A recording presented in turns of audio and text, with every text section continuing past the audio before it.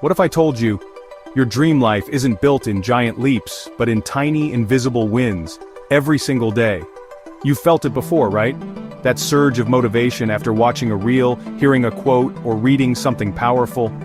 But then, life happens, and suddenly you're back to square one. Why? Because you're trying to change everything all at once. Here's the truth. Lasting change doesn't come from massive overhauls. It comes from tiny, consistent actions.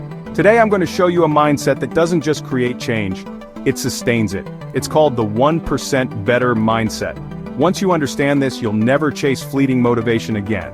Okay, picture this, improving just 1% every day. That doesn't mean running a marathon or reading a whole book. It could be as simple as waking up 5 minutes earlier, drinking water before your chai, or saying no to one distraction. Feels too small to matter, right? But here's the twist. If you improve just 1% daily, you don't end up 365% better in a year. You end up 37 times better. That's the magic of compound growth. Not just in money, but in your habits, your mindset, your life.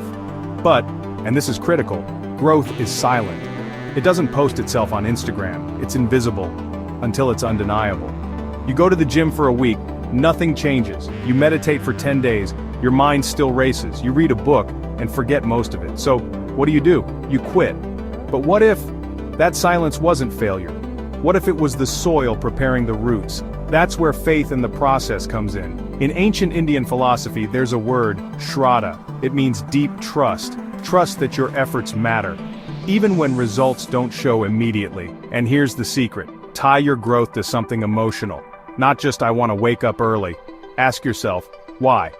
Is it to help your family one day? To make your younger self proud?